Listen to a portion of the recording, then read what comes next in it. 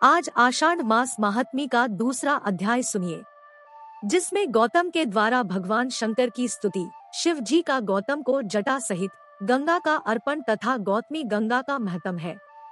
श्री ब्रह्मा जी है महमते भगवान शंकर की जटा में जो दिव्य जल आकर स्थित हुआ, उसके दो भेद हुए, क्योंकि उसे पृथ्वी पर उतारने वाले दो व्यक्ति थे।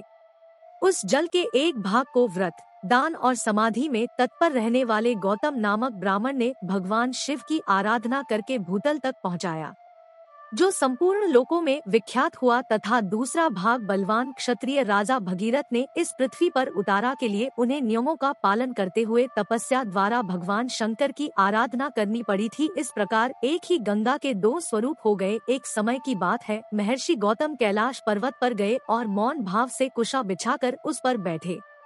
फिर पवित्र होकर इस स्तोत्र का गान करने लगे। गौतम कहने लगे, भोग की अभिलाषा रखने वाले जीवों को मनोवांछित भोग प्रदान करने के लिए सहित भगवान शंकर उत्तम गुणों से युक्त 8 विराट स्वरूप धारण करते हैं। इस प्रकार विद्वान पुरुष प्रतिदिन भगवान महादेव जी की स्तुति किया करते हैं।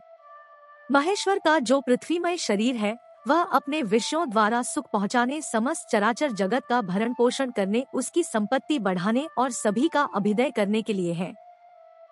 शांतिमय शरीर वाले भगवान शिव ने जगत की सृष्टि पालन और करने के लिए पृथ्वी के आधारभूत जल का स्वरूप धारण किया है। उनका वह लोक प्रतिष्ठित रूप सभी लोगों को सुख पहुंचाने तथा धर्म की सिद्धि करने का भी हेतु है। महेश्वर आपने समय की व्यवस्था करने, अमृत का स्तोत्र बहाने जीवों की सृष्टि पालन और सहार करने तथा प्रजा को मोह, सुख और उन्नति का अवसर देने के लिए सूर्य, चंद्रमा तथा अग्नि का शरीर धारण किया है। हे ईश, आपने जो वायु का रूप ग्रहण किया है, उसमें भी एक रहस्य है। सभी लोग प्रतिदिन बढ़े चले फिरें, शक्ति का उपार्जन करें, अक्षरों का उच्चारण कर सकें, जीवन कायम रहें और अनेक प्रकार के आमोद प्रमोद की सृष्टि हो, इसीलिए आपका वह रूप है। हे भगवान, इसमें तनिक भी संदेह नहीं कि अपने आप को आप ही ठीक ठीक जानते हैं। भेद के बिना ना कोई क्रिया हो सकती है, ना धर्म हो सकता है, ना अपने या परा का बोध होगा, न दिशा, अंतरिक्ष, दिव्यलोक, पृथ्वी तथा भोग और मोक्ष का ही अंतर जान पड़ेगा। आता महेश्वर, आपने ये आकाश रूप ग्रहण किया है। धर्म की व्यवस्था करने का निश्चय करके आपने ऋग्वेद, सामवेद, यजुर्वेद, उनकी शाखाओं और शास्त्रों का विभाग किया है तथा लोक में भी इसी उद्देश्य से गाथाओं, स्मृतियों और पुराणों का प्रसार किया है। ये सब शब्द स्वरूप ही है। हे शंभु, यजमान, यज्ञ, यज्ञों के साधन, ऋत्विक यज्ञ का स्थान, फल, देश और काल, ये सब आप ही है।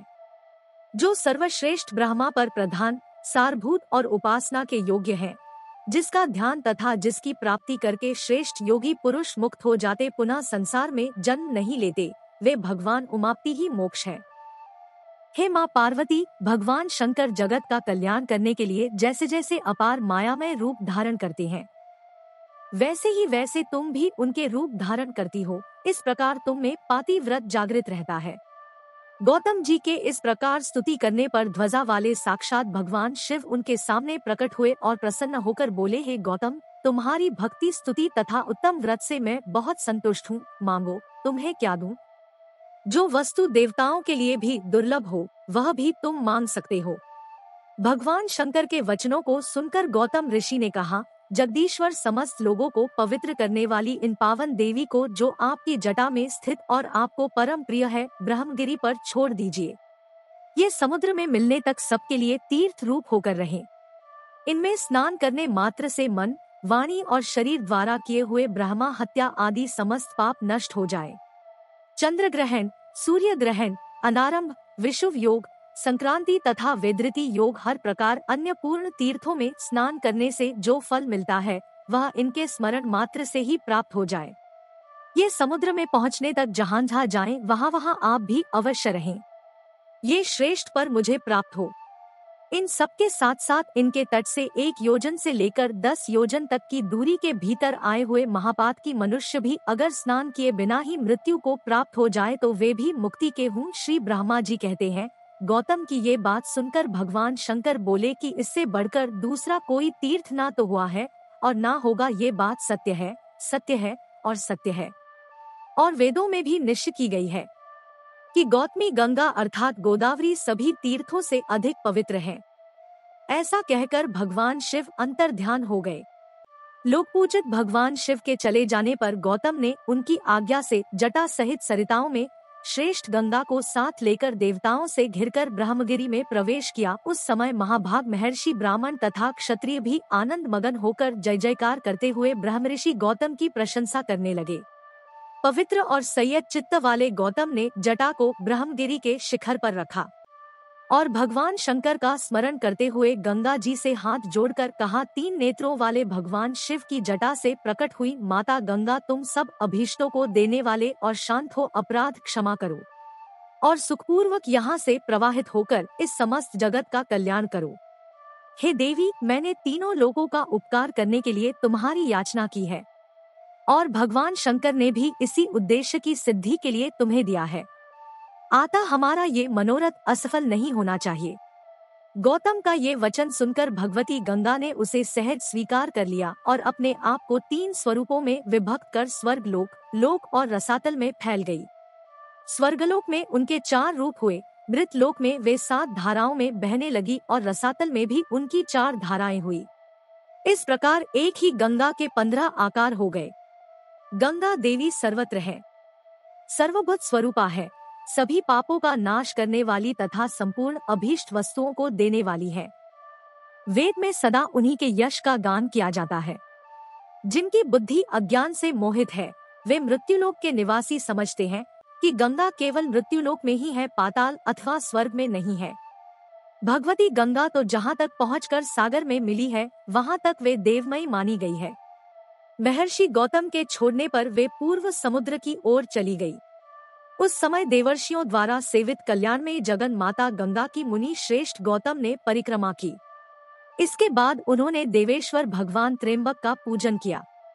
उनके स्मरण करते ही करुणा सिंधु भगवान शिव वहां प्रकट हुए और पूजा कर महर्षि गौतम ने कहा, देव देव महेश्वर, आप संपूर्ण लोगों के हित के लिए मुझे इस तीर्थ में स्नान करने की विधि बताइए। गौतम की बात सुनकर भगवान से बोले, हैं महर्षि, गोदावरी में स्नान करने की संपूर्ण विधि भी सुन लो। पहले नांदी मुख में श्राद्ध करके शरीर की शुद्धि करो, फिर ब्राह्मणों को भोजन कराएं और उनसे स्नान करने की आज्ञा ले। ब्रह्मचर्य का पालन करते हुए गोदावरी नदी में स्नान करने के लिए जाएं और ध्यान रहें कि उस समय पति मनुष्य के साथ किसी भी वार्तालाप ना करें।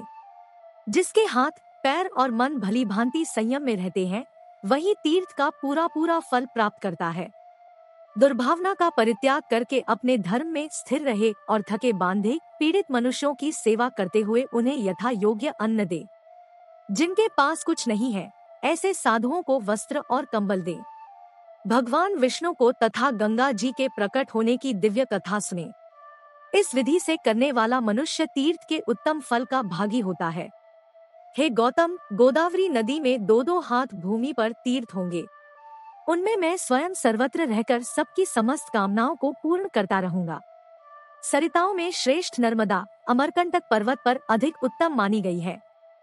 यमुना का विशेष महत्व उस स्थान पर है जहाँ वे गंगा जी से मिली है। सरस्वती नदी प्रभास तीर्थ में श्रेष्ठ बताई गई है। तृष्णा और तुंगभद्रा, इन 3 नदियों का जहाँ समागम हुआ है, वह तीर्थ मनुष्य को मुक्ति देने वाला है।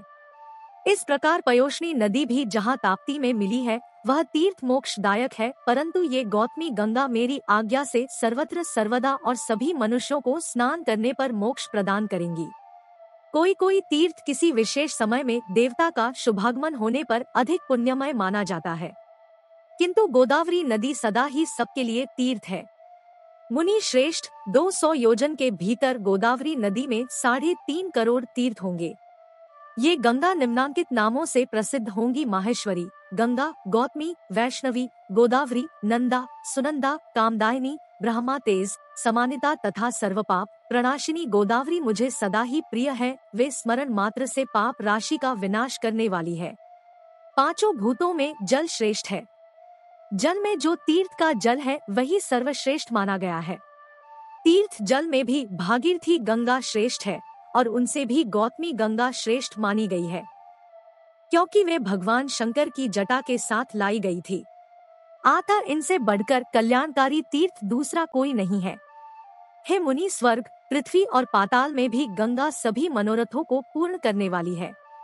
श्री ब्रह्मा जी कहते हैं, नारद, इस प्रकार साक्षात भगवान शंकर ने संतुष्ट होकर महात्मा गौतम को गोदावरी नदी का जो महत्व में बतलाया था, वही मैंने तुमको विस्तार पूर्वक सुनाया है।